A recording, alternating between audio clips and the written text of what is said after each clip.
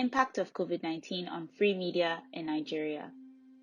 Coronavirus, an infectious disease which has ravaged many countries, was first discovered in Wuhan, China in December 2019 with over 1 million deaths.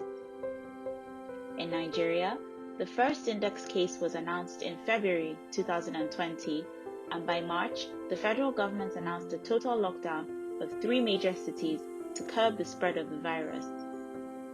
This stalled lots of activities and operations in the media sector within Nigeria and outside. With this development, journalists in Nigeria had to battle with poor internet connection, inconsistent power supply, and every other issue that comes with working from home and attending virtual meetings. Journalists are burdened with the task of providing accurate and reliable information, keeping their readers informed and up to date as activities unfold during the pandemic. This documentary highlights the challenges and impacts of COVID-19 on journalists and how they have effectively carried out their tasks during this period. This campaign is sponsored by Free Press Unlimited in collaboration with Dubawa, Nigeria's first indigenous and independent verification and fact-checking project, an initiative of the Premium Time Center for Investigative Journalism, PTCIJ.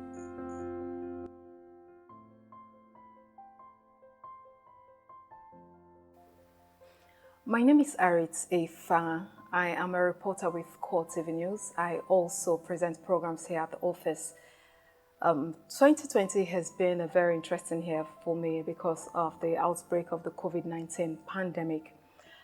Before now, I'm one journalist who loves to go on the field. I love to go into rural areas, visit IDP camps, and do special reports from the human perspective, find out how events around the world within my community, especially Abuja where I'm based, how it affects the ordinary Nigerian.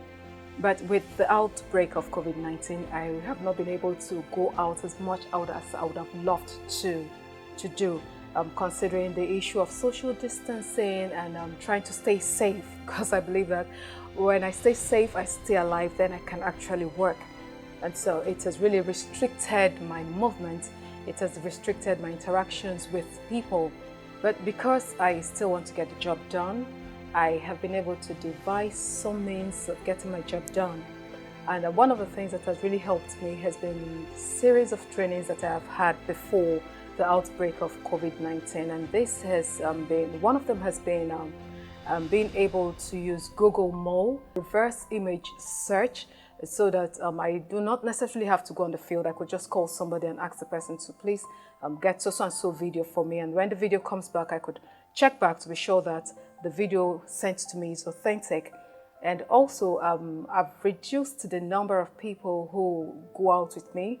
And so if I need to go out for an assignment, probably going to an interior place to get first-hand information on a report I'm doing, I just have myself and my camera. Rather than the one-on-one interactions I've always had with respondents, I've taken a step on teaching them on how to record proper videos that I can use and then send to me.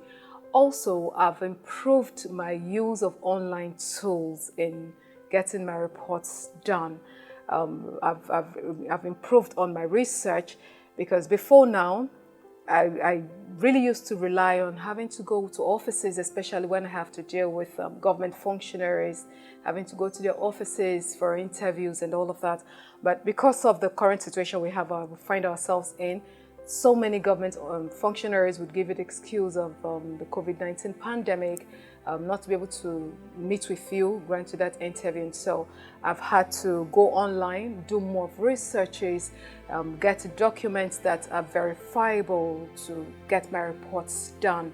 Although it's been really challenging getting work done, but it's not been impossible. My name is Nathaniel Bevan. I am Arts and Entertainment Editor for Daily Trust newspaper. Basically, my work involves me attending festivals, and aside press conferences, I'm always in large gatherings, so those gatherings weren't there anymore, and I had to source for news, any way possible. And basically, this meant the internet, the internet became a place where I had to I always had to be in front of my computer to know what's happening. So there was no, for example, Ake Festival to attend, Kaba Fest, even though by that time some of those events hadn't come, but some of all those other gatherings I was used to, I couldn't be present. Before the COVID-19 pandemic, I would say I used less of Skype and Zoom, to get content for my pages. But right now, that's basically what I rely on, because I don't attend events the way I used to. We started having some press conferences on Zoom, of course interviews on Zoom too, and subsequently some events like the launch of a book on Zoom. Okay, I'm trying to get used to, I've gotten used to the mask thing, so I think I've blended in because I have all the tools I need. There's 24 hours of internet in the office. For a journalist like me, life went on.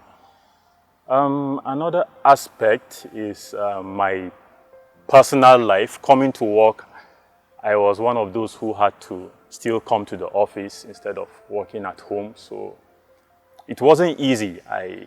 I drove alone. Sometimes I was like the only person driving on the road. So it wasn't easy. And my thought was, what if my car breaks down? There were no mechanics. I couldn't just call up my mechanic, because I had to use my ID to get through checkpoints. In a way, it has made work easy for me. There's less risk of moving from one place to the other. Even though as a journalist, I would say I miss moving around a lot, because it comes with the territory. We enjoy it. We like to travel. It's no longer there, but it's fine. We are coping. My name is Wumi Obabori. I work with Dark Communications PLC, AIT News precisely. I have the judiciary desk. The COVID-19 has affected reportorial during the lockdown. There were story droughts and reduction of population in courts is also something that we have to deal with. First of all, the fear of contacting the virus is also a major issue that we have to deal with, because we have to put up all the necessary measures for our protection. And with this, we getting in contact with people like we used to be have to really reduce. Then with the story, getting the stories, most courts are not sitting, having the normal sitting. Rather, they have virtual sitting, and this also affected the repertoire. And in most cases, we have to come up with story ideas on our own in order to meet up with the expectation. My name is Chibuzo Okezie. I am a judicial correspondent and also the new and digital media desk of AIT. During the pandemic, we had story droughts in the courts because most of the courts were not seated. Some of the cases were not filed, and this is as a result of the pandemic. During these periods, we didn't have much sittings in court because the judges refused to sit as a result of following the COVID-19 principle guidelines, which was laid down.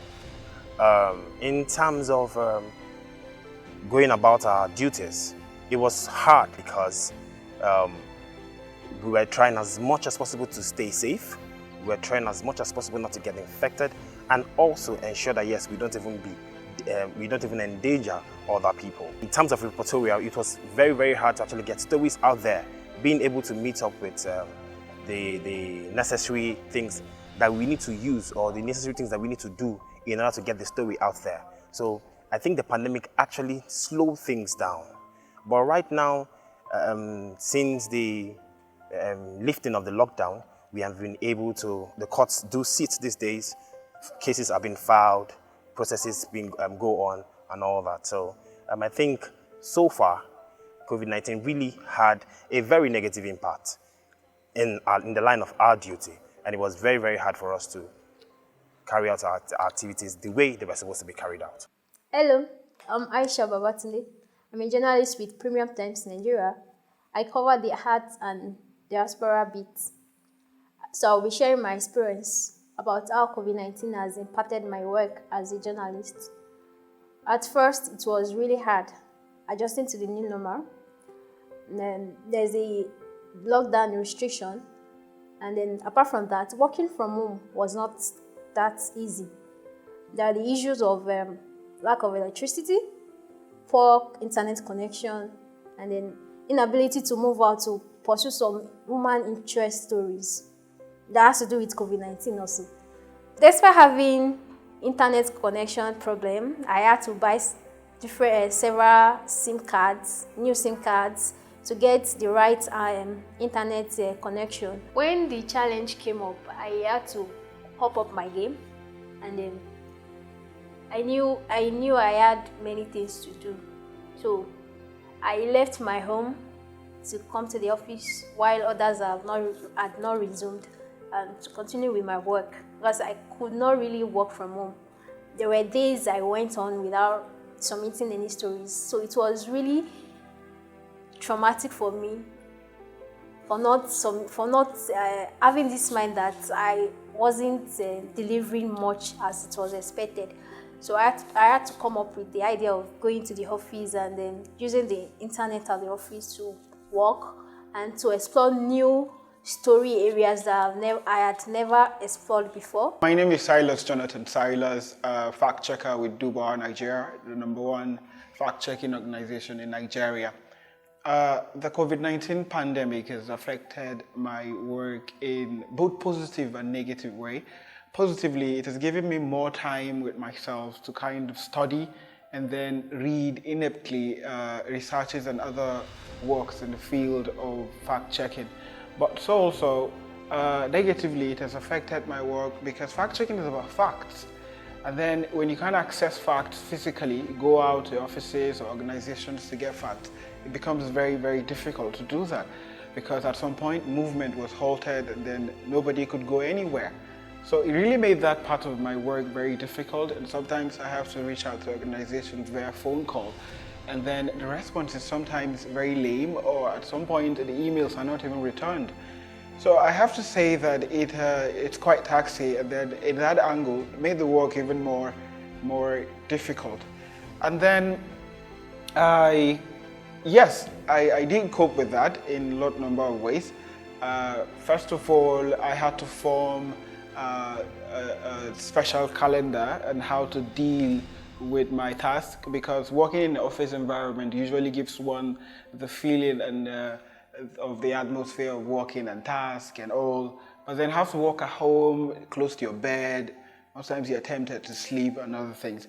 So I had to form calendars, and then I had to learn how to discipline myself to it and then see how I could forge around. But then entirely, it was quite a good experience because it entirely changed my perspective about work entirely.